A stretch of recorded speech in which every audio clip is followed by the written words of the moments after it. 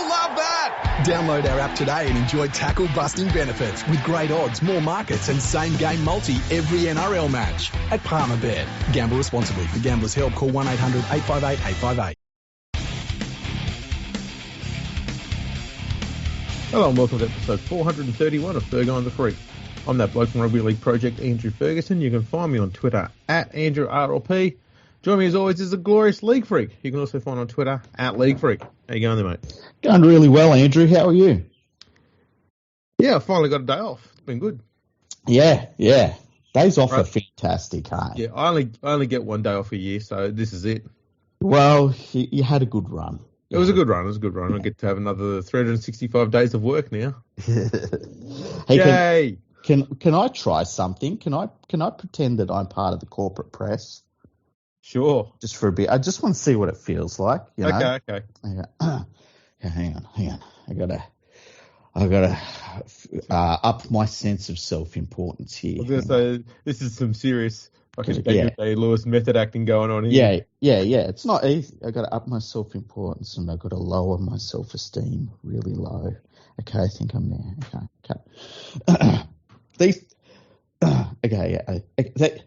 Okay. These blowouts. We got to do something about them. What can we do? I've got all of the answers, Andrew. Yeah. These blowouts. We can't allow them to continue. Okay, that's all I've got in me. I'm sorry. That's all you got? That's all I've got in me. I've got in me. It's funny, they weren't too concerned about them when all the rule changes came in, and they happened every fucking week. Yeah, it's funny that. It's really, really weird. And that's because it's still too close in everyone's mind from when they actually started lobbying for them. I know. And the other thing is, like, if there are blowout scorelines, you have to look at why that is, and you got to sort of find a cause for them, and then you've got to sort of find somebody that made a decision, and we don't want to hold anyone accountable here. Well, I mean, let's have a quick look, shall we? We'll look at the blowouts. So South managed to score 22 points against Penrith. Yeah, that's a bit of a blowout. Yeah. What the fuck happened to Penrith's defence there? I know. Fell apart. The Warriors, who conceded 70 points earlier in the year, got beat 48-4 by the second place team in the comp. Why is that a surprise? I know. Yeah, exactly. The always dominant Melbourne flogged Brisbane, a team they've been beating every fucking year since God knows when. Brisbane haven't beat Melbourne in Brisbane for something like 7.5 decades or some shit, man. Yeah. It's just, and Brisbane have not been travelling well at the moment. They've been very, very poor, inconsistent with their form. And Melbourne knows how to exploit teams like that, evidenced by the fact they put 60 on them. Mm-hmm. Parramatta finally got their shit together and beat a team that's been sitting in the bottom half of the ladder for the last 10 years or so. Yeah. Cronulla thumped a Manly side that's completely broken. The Roosters completely fucked the Tigers, who have been completely fucked all year. Mm-hmm. Dragons and Gold Coast are just two dog shit sides, and Dragons just scored 46 points to their Titans 26. Yep. And then two struggling sides at the end didn't really have a close game. Had a close game, 28-22. I don't know what they think is wrong. Look, I don't know about you. I don't know about you, Andrew. Okay, but if I see one single round of blowout scores, I immediately think we need to change the rules. Okay, because I understand it was mostly top sides playing bottom sides, and then you had a couple of teams that, just fell apart. I mean, who would have thought that the Titans would fall apart in a football game in 2022? But I look at that one round of scorelines, and I think we need to overhaul the entire game. And I think, who do I look to? I look to people like Phil Gould for their guidance, because they don't overreact to every single fucking thing. Hang on. What I mean? Can I ask, how can you look to Phil Gould if the camera's off? Well, okay, so this is a story that was scribbled by Danny White, and it was in the Sydney Morning Herald, which is owned by Channel 9, because we only hear from 10 people from the corporate press about rugby league anymore. And it said that Cameron Ciraldo held 10 clandestine meetings Clandestine. Clandestine. Who gets me? Remember? Do you remember the last? Look, I think I'm more impressed Yeah. that Danny Weidler knows what the word clandestine is. Or maybe he doesn't, but he's used it correctly, sort of. In Danny Weidler's defense, he has said that he owns a thesaurus with an F. So 10 clandestine meetings, which I don't think anybody was talking about Cameron Ciraldo going to the Bulldogs for the last 18 months. And it was so clandestine that Phil Gould had them switch off the CCTV cameras. Well done, Gus. Yeah. Even Danny Weidler still found out. Yeah. So, but let's go through this, okay? So Phil Gould goes to the security people, okay? And he says, listen, can we get the CCTV cameras turned off in certain areas of the club? Because I want to bring somebody in that I don't want people to get pictures of. And I don't want anybody notified about it. Can we do that?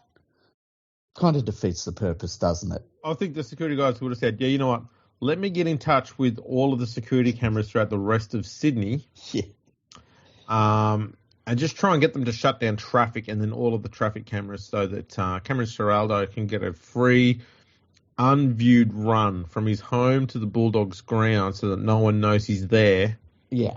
I would also suggest that if I was in charge of security in a facility that housed a lot of money, a lot of poker machines, a lot of just a lot of money in general, and somebody said to me, "Can we turn off all of the cameras so that I can bring in a guy to talk about coaching a football team?" I would say, "Excuse me, leave, or I'll have you escorted from the building." Well, the first would be is, who the fuck do you think you are? Mm-hmm. And I don't care what your name is. And no.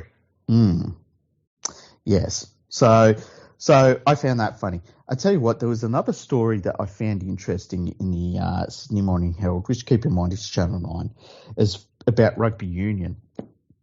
And apparently what they're doing, you probably remember Rugby Union. So you've probably read about it. I read about it in the 1900s. Used to exist in Australia, doesn't anymore.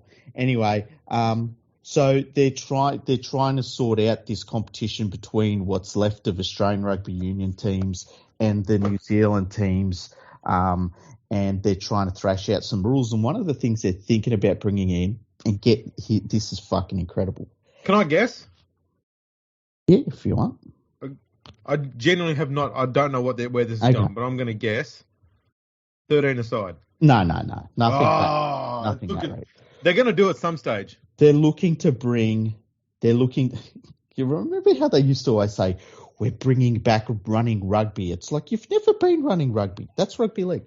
Okay, they're looking to introduce a scrum shot clock. Okay, 60 seconds. Imagine sitting there for 60 seconds and being like, "That's a quick one," watching a scrum.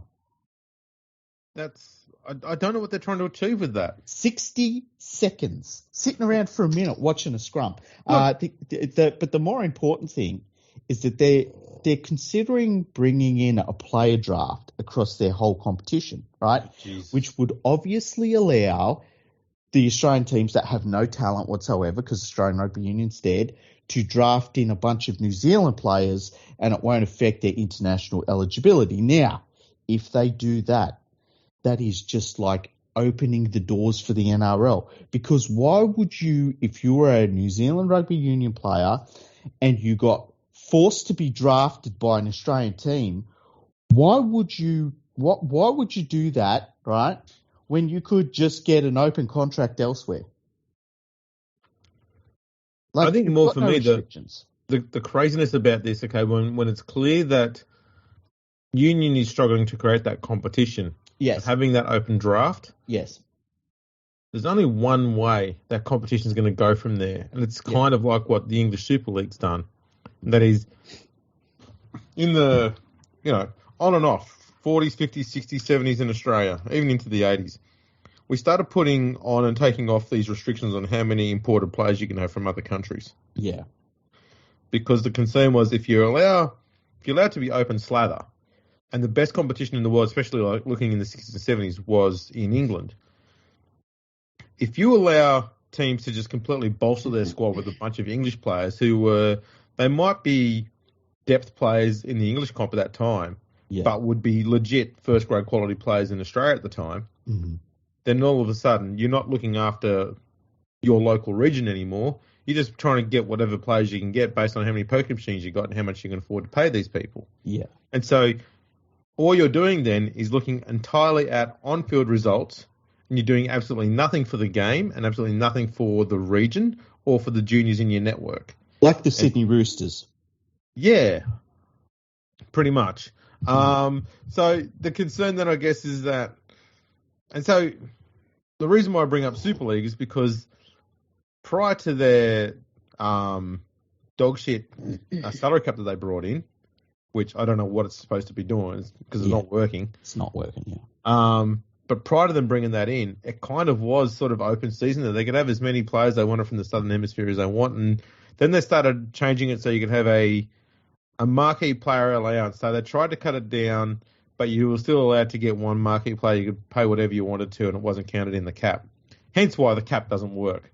Yeah, and look, all of the rules they did bring in during the Super League era over there they had more holes than Swiss cheese.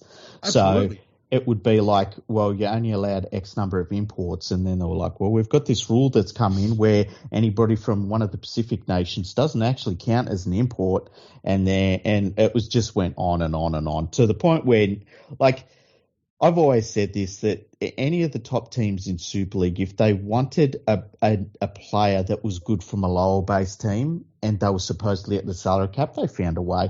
Yeah, and of course. If they wanted to get another import in their side, they found a way. There was never, the restrictions were they could be played with. Yeah, they were very flimsy. But the problem they've had with it is that so many players have come from outside of the Super League or outside of England. Yeah. That it's completely white-handed the grassroots of the game. Oh, yeah. Yeah. And so that's why they were still competitive even into the early 2000s because they had the last remnants of that pathways in place. But by the time all these import players come in and all those players started being pushed to the lower grades, they stopped developing their talent. It started to be less of an interest for young players coming through, hence why they'd just go to Rugby Union or they'd go elsewhere or just not play at all. And all of a sudden they now have a competition that survives too much on players from outside of England coming in and propping it up. Yeah, and they've killed off their own lower level, and that's exactly what Rugby Union's sort of starting to embark on now by having this draft thing. They've given up on Australian talent for Rugby Union. They're not even trying to get them through anymore. They're just gone, let's just open it up and try and get New Zealand players in here so that we can try and have a even competition that will get people interested in it instead of having the New Zealand sides constantly flogging the Aussie ones all the time. And they're thinking short term. Yeah, and that's the problem rugby's had for too long now. And if I was the NRL, I would always have an open offer there to the New Zealand Rugby Union of $500 million if they want to form a joint venture for a rugby league competition. There's no, it would always be a rugby league competition. That's what the money's for. And, it's there. They don't have to take it up, but have some meetings about it. To generate that press in New Zealand media, which isn't very big. I mean, if we were in the New Zealand media, we'd probably constitute a good 35% of it. Make it the New Zealand media start saying, you know what, why are we dealing with this fucking, fourth-rate rugby union mob in Australia when we could be part of the NRL? But anyway, I found that interesting. But let's go back to talking about rugby league, hey? Yeah, let's do that. Yeah. James Tamou looks like he's not going to play another game again because good. While the West Tigers were down by 60 points, he told the referee that he was incompetent. I don't think I've ever seen a player that was screaming to be sent from the field like that ever before. To his I wouldn't say credit, his defence, the fact they were down by 60 at the time. I mean, Tamou would know what incompetent looked like. Yeah, But as far as I'm concerned,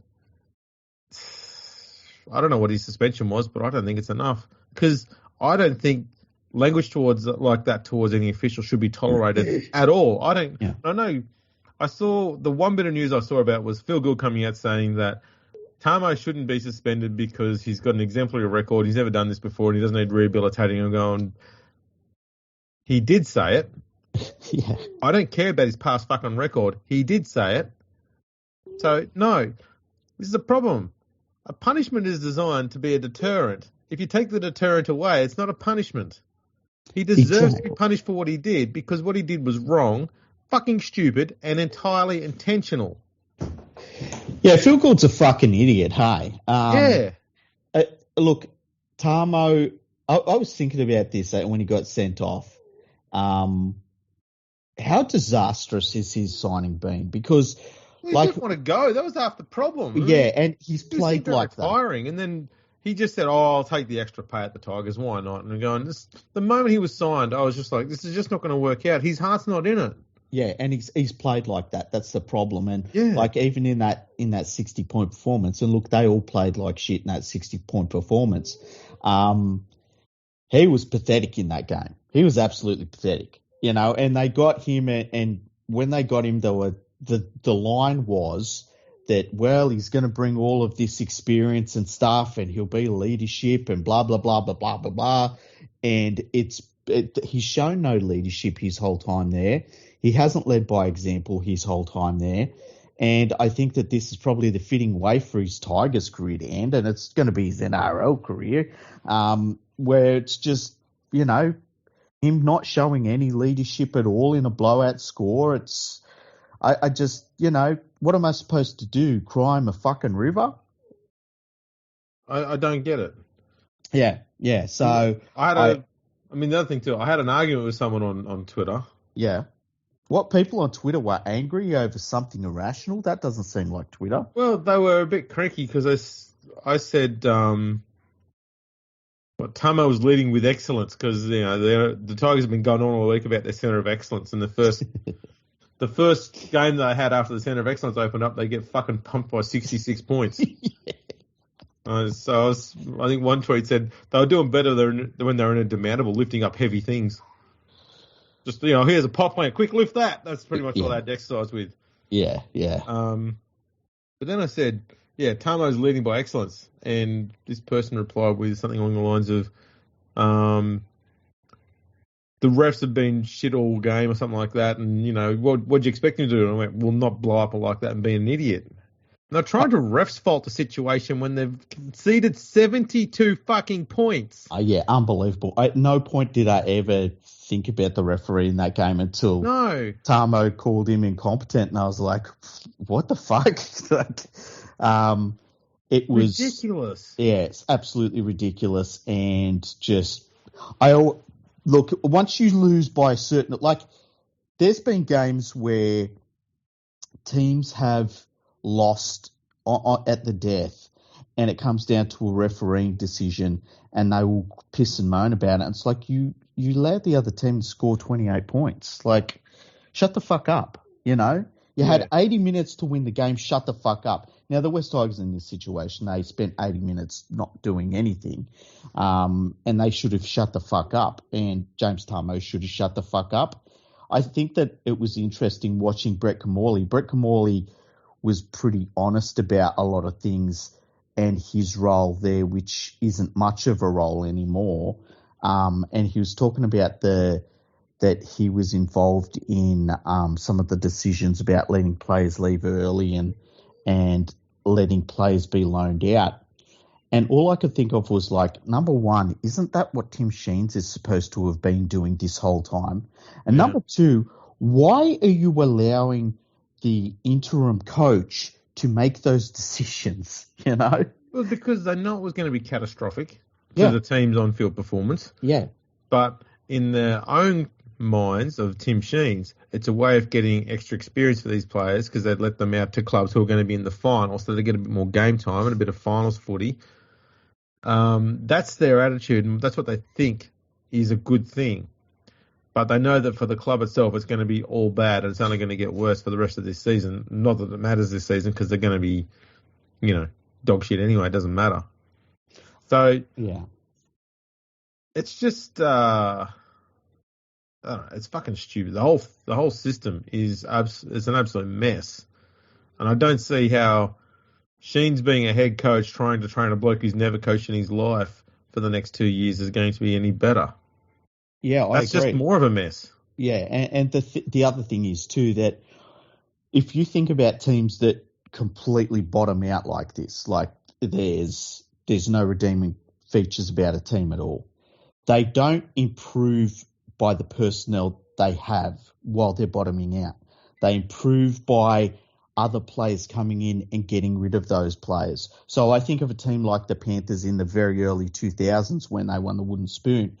The players that took them to the 2003 final were players that come in and were immediately, there wasn't a thing of like, oh, you got to let them develop.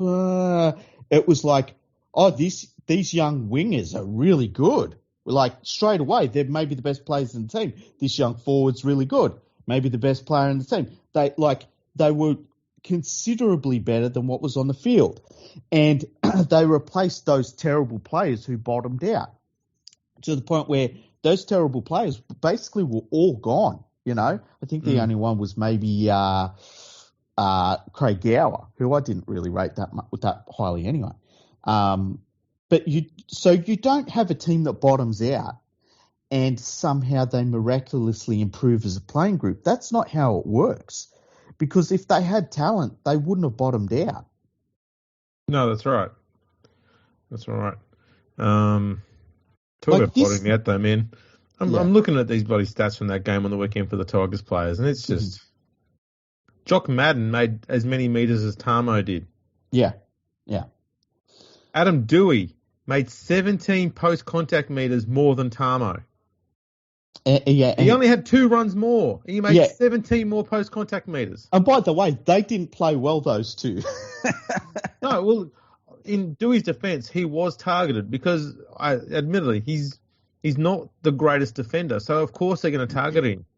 But I won't have anyone tell me that he wasn't trying. He's one of the few out there that was constantly trying to do something, but he was targeted so heavily, he was only ever going to look like he was having a bad game. He had the only line break for the Tigers. He made 129 meters, more meters than anybody else in there. The kid's fucking trying. But there's no support from anybody else there. The only other person to make over 100 meters was the fucking winger. It's atrocious. And it's shocking to me that, like you look at where they were at when Tim Sheens was brought in and where they're at now. They are considerably they were a really bad football club. Forget all of the off-field stuff, which is a disaster. They were a really bad football team when Sheens come in. Now they are like at that Newcastle Knights at their worst level. Like, what do we even have here left? He's made them considerably worse. It's unbelievable that the management allowed it to happen, but that's the problem. The management's so bad. Well, there's only one solution, and that's to sack Michael Maguire. Yeah, he's the problem, obviously. That's right. I mean, they were travelling so well. I mean, they've been travelling so well since they got rid of him. Yes. I feel sorry for Brett Morley. He's just a peasant they've thrown in front of a fucking bus. Yeah, he deserves way better. I hope he leaves the club. I do too. I was about to say, I hope he goes somewhere where he picks up a really good. I'd love to see him as an assistant coach at the Panthers, something like that, where he gets to rebuild to that sort of level where he'll get another shot somewhere. Because it's been completely unfair what's happened to him. But yeah, the West, I don't know what you take out of the whole West Tigers organisation that's a positive. I just don't know. I can't think of anything. Apparently, you have to take me on word for this, but they've got some nice pot plants. You really? Apparently. Oh, nice. Yeah. So, you've got to start somewhere. We'll start with the decor. We'll go from there. They also have that picture on the wall of that great premiership winner from Yeah. Oh, numbers, mate. Don't worry about the numbers. You know, How do you miss it? 84% of all stats, mate, are made up. It's all good. Don't worry about it. How do you mess that up? He's literally in the building. Ask him. Just fucking ask him. There's a free website with all this data on it. Go check that out. Yeah. If only there was some sort of rugby league project someone was running. Yeah, you can just go check it out. Do you reckon Benji Marshall was looking at all the things and he walked up and read that and was just too polite to say anything? Yeah. Yeah, 100%, eh? Yeah, he's just got, okay, don't worry about it. I'll take the fact I've got two premierships now. I deserve them. Now, yeah, Benji, you do. One of the weird things over the weekend was we saw the Roosters having a post-training session with the Tigers, rack up a big scoreline. We saw the Parramatta Eels flogged the Bulldogs. Because they're flat track bullies. Yeah, that exactly. And all of a sudden it was like, oh, these two teams, they're back in it. They're back in the race. So these are the two teams to watch. And all I could think of was like, people need to calm down. And it wasn't fans, it was the media, or the corporate media. I'll say, I think the Roosters are back in it because they've won 6 games in a row now. Mm-hmm. Admittedly, not all of them have been against the best of opposition. I mean, they put 50 on the Dragons, they put 40 on the Knights, beat Manly 20-10, put 30 on the Broncos and the Cowboys. Those were 2 good victories. Yeah, those 2, yeah. And let's be honest, if you're going to come up against utter dog shit teams, you should be putting them away to a big score. And they've been doing that. So I think that they have started to find their groove and they are definitely back in the hunt. Parramatta, though, I'm not going to take a win after they got, belted 26 blot by South the week before, struggled to keep an injured Manly. I mean, they beat them 36-20. And that's on the back of beating Penrith for the second time this year. They should have been on a high and coming through and just winning games from there on in. And to have that patchy defence after that, I can't sit there and say that I'm sold that they're back in it because beating the Bulldogs, I mean, whoop-de-doo. Yeah, exactly. And look, I don't rate the Roosters. I really don't. I rate them higher than Parramatta. I'd probably rate them. Look, I rated them in the last episode. I had out of 10. I said Parramatta was a 0 because I want to see them do something. Like they don't do anything when it counts. So yeah, I get that, but I just think that the Roosters I just don't rate them. I really don't. I worry more about a team like the Cowboys. Obviously, the Storm. The Storm are getting their shit together. But yeah, and look, if I had to look at the most impressive wins on the weekend, I find it really hard to find one more impressive than the Panthers stopping that Rabbitohs team, which was on fire, and doing it without their halves. Yeah, that was. And I know it wasn't the most impressive game, but just the fact that they did it. And they had to really fight in that game to do it. They come back and did it, and it was just I don't know. It felt like even the rest of the Panthers that are left, they're still a bloody good team. Like if we didn't get our halves back for the rest of the finals, I think you could look at the Panthers and say, "Damn, it's going to be hard to beat them." I think the Storm would beat what's left of the Panthers, but the other teams, I'm not so sure. There's one thing I saw. I didn't get to see all of the games on the weekend. Yeah. And I saw highlights of some of them. But the one team I still think too many people are taking lightly, even actual opposition teams, is Cronulla. Watching them against Manly, they played 2 different styles, but the one thing they kept falling back on was speed out of dummy half. And I haven't been seeing them doing it a huge amount this year. Like they'll do it in games. But against Manly, they just kept doing it over and over and over again, and they were making massive meters up the middle nearly every set. It was fucking insane to watch. And they were so sharp and quick out of dummy half. I thought, have they got 2 beach sprinters in this side now? What the fuck's going on? We don't have any beach sprinters in rugby league, I don't think. Not that I've heard of. Oh, I swear I heard one somewhere. Okay. But, maybe it was in the past. But yeah, they were so quick out of dummy half. The line running on both edges, very, very straight and very strong as well. You see the second rows just running harder and straighter more often. They had gotten to this phase in the middle of the season where they started to try and use a bit of footwork. Yeah. And they were losing momentum by doing it. Mm-hmm. They've got back to everybody just run straight. Pick a line, stick to it, go through it. And they're doing the basic things that you need to do, but also the basic things that make all attacks work really well. They're doing all of those things really, really good at the moment. And so they're not needing to use too much flash and flare on the back of it. They've still got it, but they're not needing to rely on it all that much to try and get themselves ahead on the scoreboard. They can just build pressure through doing the little basic things you need to do to make an attack work and to make your defense work. They're doing that well. And they picked a good time to start doing that. Yeah, and Nico Hines really works well off the back of that. And he's like, the thing I like about him is that he can play conservative happily.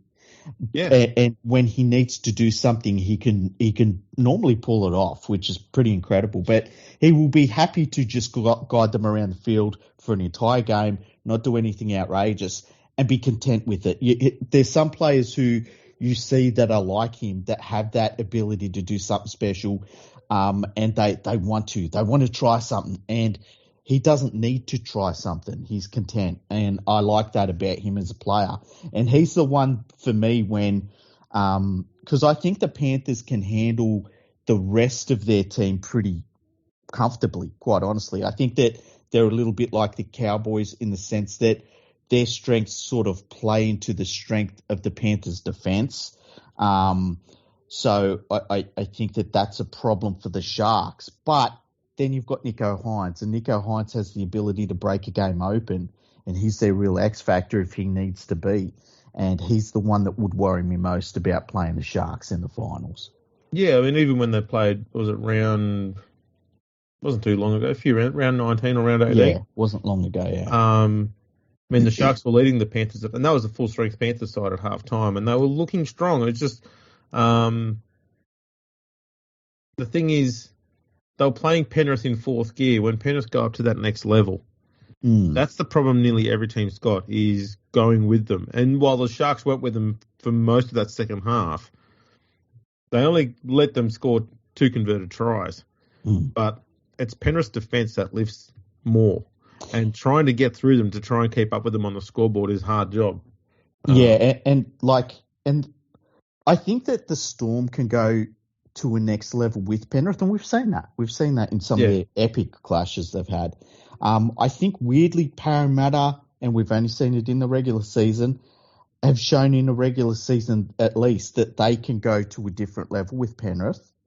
I don't think any other team has shown that they can go to a different level with Penrith. But then I think that the thing about the Panthers is then they've got an extra gear on top of that, if it's possible, where they can completely shut down a team. And I think we saw them do it against, say, the Raiders. Remember, I think it was a couple of months ago where they played the Raiders and they doubled they just kept the Raiders on their goal line for the entire game, where you just can't do anything. You can't do anything. Even playing at your best, you're just stuck. That's right. And I think that that's the level that other teams have to worry about when they play Penrith.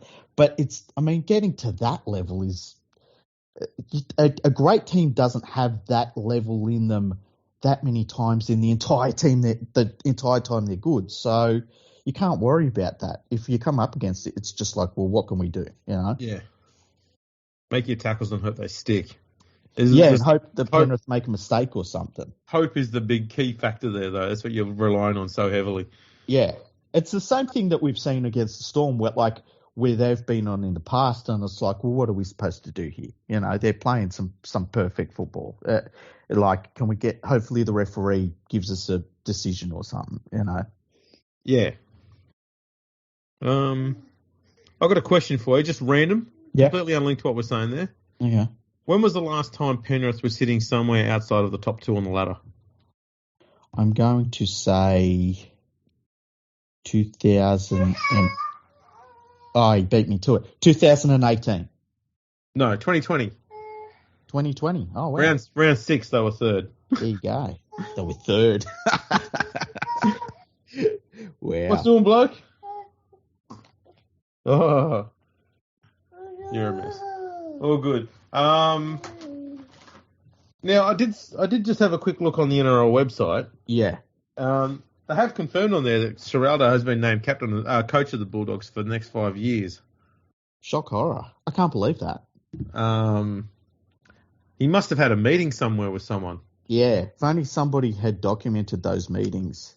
Let's hope the paperwork's been put in, because, I mean, no one knows if the meeting took place or not. I mean, this could just be hearsay at this stage. Exactly. Well, Trent Barrett got signed as assistant coach to Parramatta. Yeah, that was a weird one. Hey, It's almost like Parramatta's doing everything they can to fucking completely go shithouse next year. Well, the Parramatta fans realise that Trent Barrett is really close to being their head coach right now. Like, really, really close. Like, if this Parramatta team does nothing in the finals, is Trent Barrett their coach next year? Well, this is the problem they've got, is they've got a pretty severe drop down in talent on field next year, given they're losing Reid Mahoney. Mm-hmm. There's also been a few other player movements from memory too. So, but they're losing Papali as well to the West Tigers. Possibly. Yeah. Well, he's being dragged out there kicking and screaming by the potato. Yeah. I wouldn't be surprised if he finds a way out of that deal. Yeah, I agree. And nor would I blame him. Yeah, I agree. You know, he's a very good forward. He doesn't want to be playing at 5'8" or hooker. Yeah. What are some examples of players that were really good that moved from good teams to poor teams, and it was part of their career wasted? Most of the people who went to the Tigers, I guess. But there's been players like that, hey, where it's just like it's like almost hanging them up. Ben Teo had a lot of promise. He's a very lazy defender, though, at times, when he was at the Tigers. And most people will remember his time at South for the time when he gave Danny Wilder a bit of shit. Yeah. That's pretty much all he did there. Yeah. And then he just plodded around at the Broncos when he turned up back there again. Very good line runner. Had good footwork close to the line too, but defensively would be sloppy. Mm-hmm. But yeah, he didn't do anything after he left the Tigers. He wasn't doing a huge amount there anyway. It's a difficult one, huh? Adam Blair was very good at having his allocated role at the Storm. Yeah. And was largely hated by every other club he went to after that for just being lazy. We've talked about Brett Morley after the Storm. It just wasn't the same for him. Yeah, wasn't a bad player, but still. The thing with Morley was that he never... I don't know how much of this you put down to him or whether it's just the coaches that signed him, but he never went to a club that either had the players or the style that suited the way he played. And so he was always the square peg trying to fit into a round hole. Well, Chris Anson tried to sort it for him at the Cronulla Sharks. I know, but he didn't have the roster to go with it. He just had Morley and what he wanted to do. All the players at the Sharks at the time were playing the more conventional footy at the time, which was not flat. Mm. The flat footy style only lasted a few seasons. Anderson was doing everything he could to try and bludgeon other teams to play it. And they just couldn't. You know, that brings up something interesting that, it popped in my mind. When I watched the Panthers play, they set their back line really deep. Like, especially when they're attacking an opposition team's try line. They not only set deep, but they set back about 20 metres further back than a lot of other teams set. I reckon they do that purely to engage the defenders. Yeah, get them fan out one-on-one everywhere. Yeah. Because as soon as you look out and you see a whole back line set up, you go, fuck, spread. Yeah. And then you just run middle plays.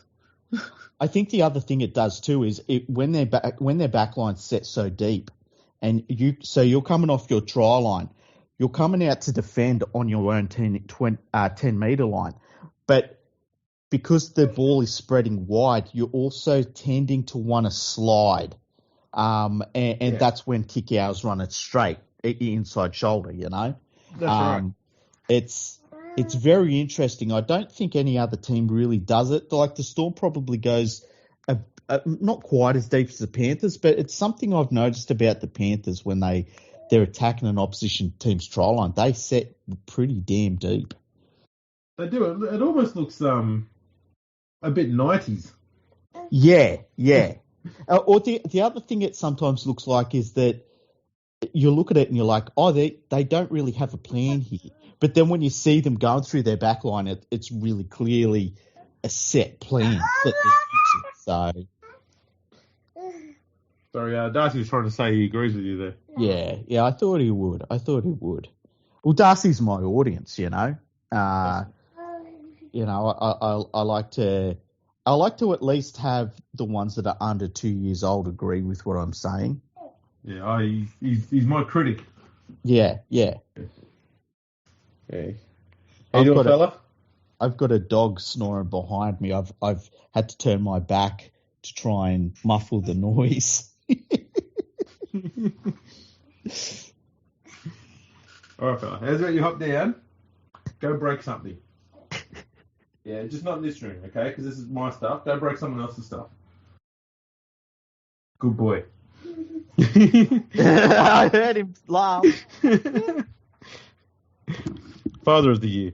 Yeah. Now, the Cronulla Sharks have made a plea to the NRL to allow them to play finals games at home. I can't believe we're still talking about finals games at home in 2022. It's like... surely the Panthers are going to be allowed to play at home as well, though. Well, yeah, you would think so. Like, I wonder. Okay, I wonder if the reason why the NRLs kind of want the Sharks to play in Sydney is because the NRL makes less money from Sharks home games because the Sharks own their own ground. So we can make jokes about the crowd size and stuff, but I wonder if there's some more to that than anything else. The fact that because the Sharks own the ground, I'm not too sure the NRL makes a great deal of cash out of the gate takings there. So they go, can you move your games to Sydney because we're going to make a bit more coin out of it? I wonder if that's the reason why. It's possible. The problem with it, though, is why not just let one team play? It's going to be, 2, maximum 3 games? Why not just let them play those games at their home ground? Because the upgrade is every other Sydney team can play at their home ground as well. And if every other Sydney team is playing at bigger stadiums, so what if you're missing out on, what's it going to be? A few $1,000s from Sharks games? Let them play at home. I don't see what we're trying to chase out of this. I don't know, because like the Sharks' capacity is considerably lower than anywhere else. And so I can see where that would be a problem. Like, I don't know if the NRL has minimum standards for finals games.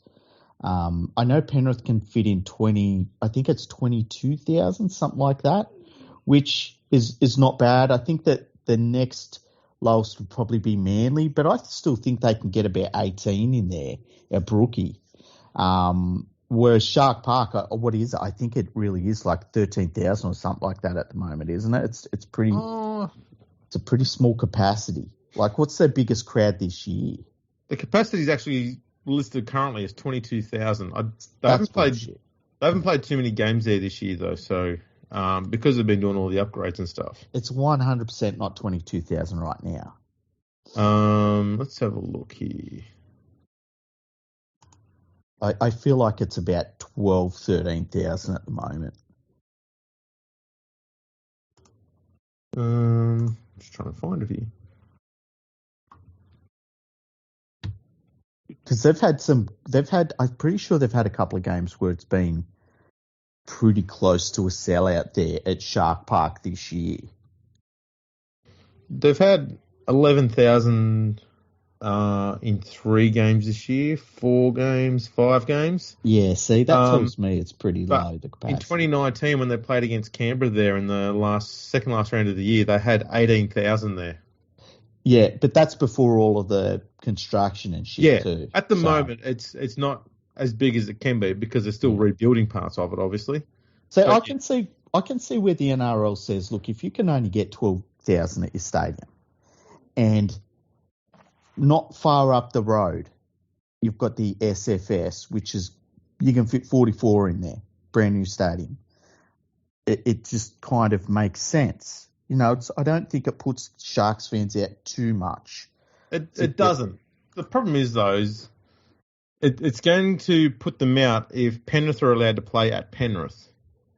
Okay, the argument that's going to be made entirely, and I understand where it's coming from, is how come Penrith are allowed to play at their home ground but we can't play at ours? And they're right to make that argument. And what you're saying is also absolutely spot on. It's not so much about favouring one side over the other. It's about trying to get as many people to watch the game as possible at the actual stadium. Yeah, both of the answers are right. Yeah, that's right.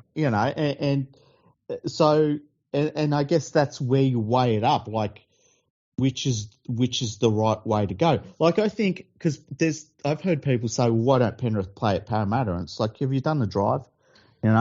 It's a completely different beast from driving from Shark Park to SFS. It's a long journey for what? How many extra people are you going to fit in there as opposed to at Penrith? Yeah. Whereas I would say this: if there was a 30,000 seat stadium at Blacktown, right, which is about half the distance, then you've got to start asking that question. Yeah.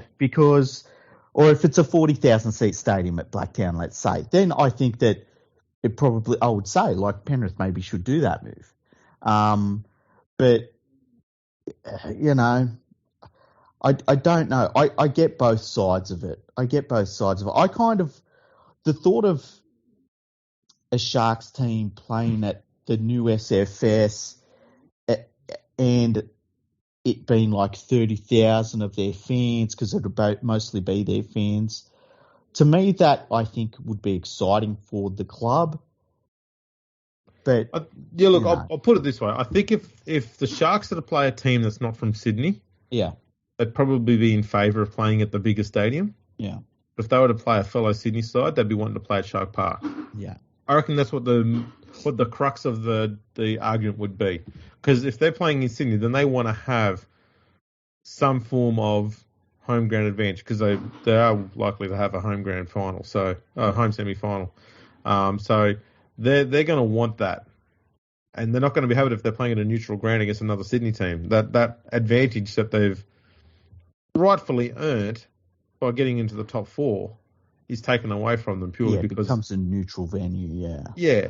So I can get where they're coming from, but you've got to do the right thing by everybody at the end of the day. And if you're good enough, you'll beat whoever's in front of you, no matter where the fuck you play. Yeah, I think that I would hate to have to make the decision, and I would want to sit with the Sharks CEO and really thrash it out, and I would probably be led by their choice at the end of the day, which is obviously going to be to play at Shark Park. But that's a difficult decision. It's the difference between $200,000 in gate takings, that's not insignificant, No, that's right. And I think the argument would be then, well, we need to properly financially compensate the Sharks then for it. So if we say to the Sharks, I don't know, right? We'll say if the current deal is the NRL takes 50% of gate takings and the home team takes 35% and the away team takes 15%, right? Yeah, yeah. We'll change it so that the NRL swaps with the Sharks, so the NRL will take 35% and the Sharks take 50% of the gate takings. Yeah. As a way to try and get them across the line to take the home game there. If that's all it takes to get the Sharks to do it, then that's fine.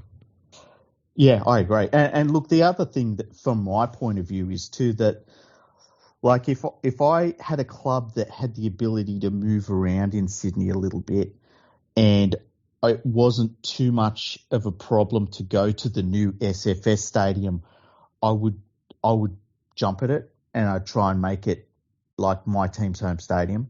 And I think that way about the Dragons. I think the Dragons are one of those teams in Sydney that if they decided to go anywhere, they can basically own the joint. Can I just say? Yeah. #our jungle. Well, some clubs can't do it. The problem with the the problem with the West Tigers is, number one, they suck, right? Don't start with numbers, man. You'll be here all day. Yeah, sorry. But the other thing is, like, the stadiums that they're trying to claim are all relics for the most part, apart from the Parramatta Stadium, which it's literally Parramatta Stadium. It's pretty hard to claim that. Yeah, it's I like to call it Tiger Stadium, but yeah, like, I just think that the Dragons could go to the new SFS and say, this is our home now. We're a Sydney team. We've played more games here in this region, more important games than the Roosters ever have. And this is our stadium now. And I think that they could do that. But, you know, I don't run these teams. No, that's right. That's right. So, what else has been going on in the world of rugby league? I heard that the Lee Centurions posted 100 on the weekend. Oh, did they? Who against? I don't know, some team from, I don't know, Huddersfield Infirmary or something like that. I'll tell you who's been going pretty good lately is Salford. Like, I haven't looked at the Super League. Let's have a look at the Super League ladder. What's their website I can go to? SalfordRedDevils.co.uk. That would be the only one that they have, surely. It makes sense. That's the name of the club. Yeah. Based in the UK. The first, I mean, if you rename the club, the first thing you do is buy the web address, surely. Exactly. There it is. That is a beautiful website. Yeah, it looks I've good. got to ask though. Yes. Quick question. Yes. Why would the Salford Reds have a picture of Cameron Smith on their website? Because the person that owns the website lost a bet. I need to change that now. It's been a week. I've just gone to the Super League website, and the first thing you see is a big picture of Jason Robinson. And I don't know why. I don't really care. And I just think it's funny that they'd use him to promote rugby league. Well, I've got a question for you about Jason Robinson. Okay. How many English wingers who played for the Great Britain or English Test sides after him can you name? Oh, I'm a bit weird because I'd be able to name quite a few. and he was that were better than him. That were better than him. Yeah. Add that on there.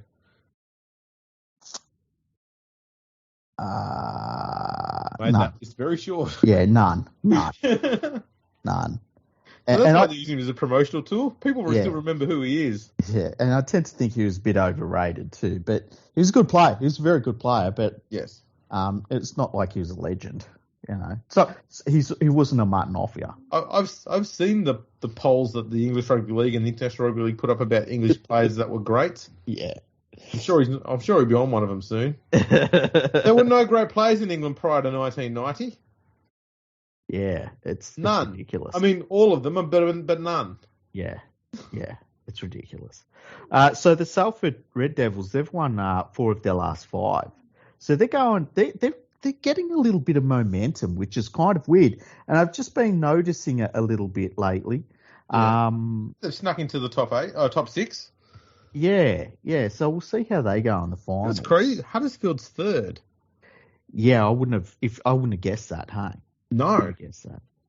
I would have thought Catalans would have been doing a bit better.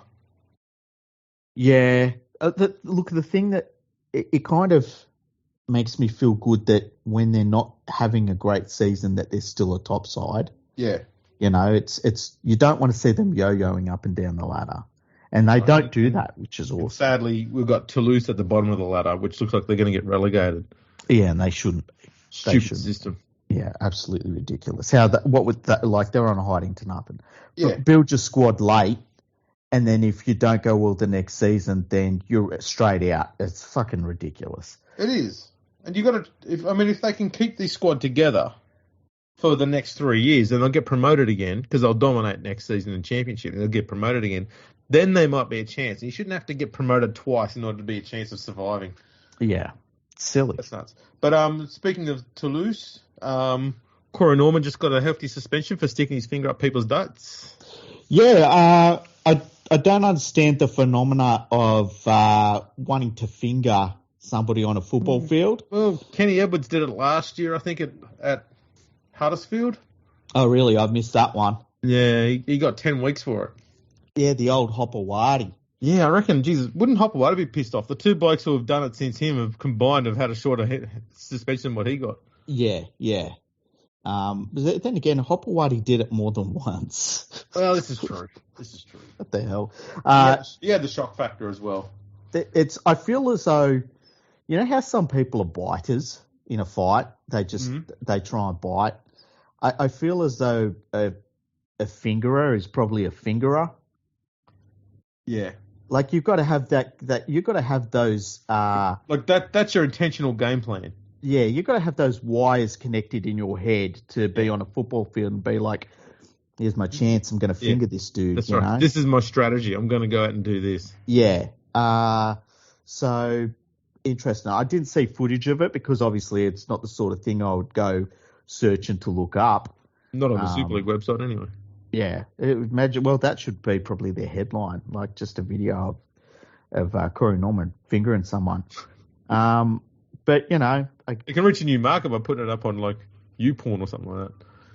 I guess it's not the first time on video I've seen Corey Norman fingering someone, but anyway. Do you go with allegedly there or not? Oh, yeah. Well, we don't really have to. It was kind of him. I'm not too sure. But... We've got our lawyers onto it. Yeah, I'm sure we've got a lawyer still somewhere. But cage out the back somewhere. We keep them separate from the other interns.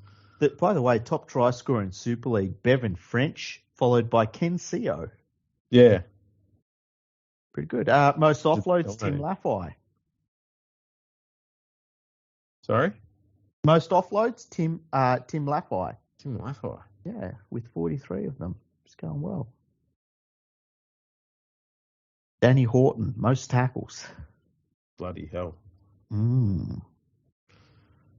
I see the Daily Telegraph today. Apparently, someone's taken a photo of this. Mm-hmm. They're taking a photo about who's had the luck of the draw. I thought, bullshit. Hang on, don't we all go through and do all of that at the start of the year? Why are they doing it now? It's pretty easy to go through and say who's had the easiest draw when the lad is almost fucking certainly done. Yeah. Oh, they played the West Tigers twice because the West Tigers were last. Well, they weren't last year.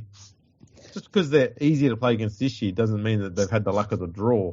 I also think like we play 24 games. It's not like we play 17 games and you can have a soft draw somehow in that. We play 24 games. It's a long slog of a season. Oh no, the Panthers aren't being picked apart as someone who's had an easy draw, so you don't need to worry about the distance that you've had to walk between stadiums. Whatever that bullshit was from last year, the year before. That was, oh my God, wasn't that ridiculous? How, and then they were arrogant because they celebrated when they won. Yeah, how dare they? The temerity of them. That whole, at the start of the year, some of the geniuses that would work out the strength of draws would have said, well, if you're playing the Cowboys, that's an easy win. And the Cowboys are second on the ladder. So you never know. It's just how things play out. Furthermore, a lot of people were going to pick the Sharks to be a team in the bottom 8 this year. Yeah. The Raiders are going to be back in the 9. The Broncos were one of the worst teams in the comp for the last 2 years. Mm-hmm. They're now top 8 side. There was only one expert I saw that picked them to do anything this year. One extremely smart, sexy expert. I don't remember picking them. How fucking dare you?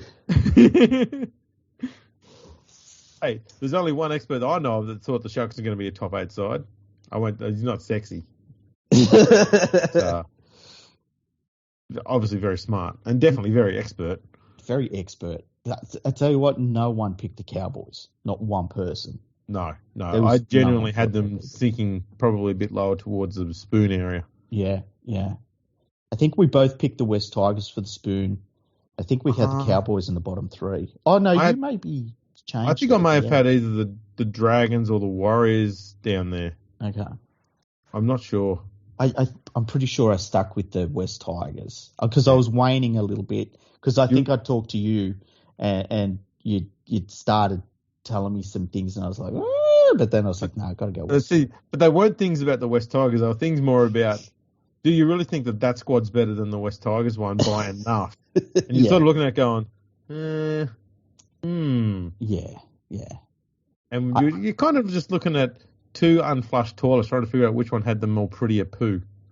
I didn't factor in that Tim Sheens was going to walk in with a gun and put two in the back of their head. That definitely threw things around. I think the Tigers would not be at the bottom of the ladder had they kept Madge on. Yeah. Oh, 100%. I think they'd probably be probably fourth from bottom at worst. Well, yeah. You know, I'm not going to say they were going to be much higher, but I reckon they'd probably be in the bottom three. But I wouldn't have thought they'd be last. Well, I would have thought that they probably would have beaten the Titans, who were just diabolical. Yeah. But the fact 75% of their wins this year were when Maguire was coach. There you go. Poor Noddy. Does not deserve that shit. But there you go. Have we had any emails? No, we haven't had any emails. If you want to send us in an email, send the email to podcast@leaguefreak.com. We will read your email out. You can ask us about football. You can ask us about life, financial advice, whatever. Washing machines? Well, yeah. Weirdly enough, people probably don't realise that you and me really into washing. Oh, yeah. Yeah, we I actually enjoy washing, and you do heaps of it.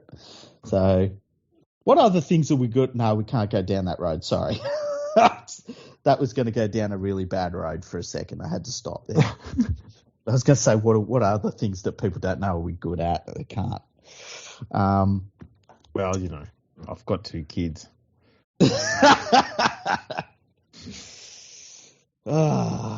Anyway. Well, it's been a good episode. We'll do our preview for the upcoming round tomorrow. So that'll be out tomorrow. And man, I am legit working on a history episode. Are ya? Mm-hmm. I'm going to ask you what it is after the podcast. Okay. Because we like to keep people in suspense. Yeah, it's been far, far too long. It has been, yeah. I've been dragging my feet on that a little bit. Been doing other sort of stuff. But, yeah, I want to get back into the history stuff. So hopefully get a bit more of it out this year. Yeah. Sometimes I feel guilty because we haven't done history episodes for a long time. And then I think, hang on, I'm not the fucking historian here, okay? That's exactly right. Yeah. That shit's on my head. Yeah. Oh, yeah, I've got to pull my finger out and get that done. So I got Corey Norman around. And he showed me how the finger goes in, and that's not what I wanted. So I've done the opposite of what he was doing. You know the sound of Corey Norman completing a tackle? Exactly right. I wonder if that goes down as an effective tackle. How do you put that in the stats? It's definitely not one of them where they say, oh, they're just grabbing jerseys, hey? Yeah, he's just not. Grabbing, yeah. Anyway, prostate. Yeah. That's it. Alrighty. Thanks for tuning in, everyone. Make sure you check us out on the socials on LinkedIn and Instagram. Sorry, LinkedIn. It's been a while since I've done this. We're on Instagram at Fergo Freak Pod. We're on LinkedIn, Facebook, YouTube, MySpace. So check us out on all of those.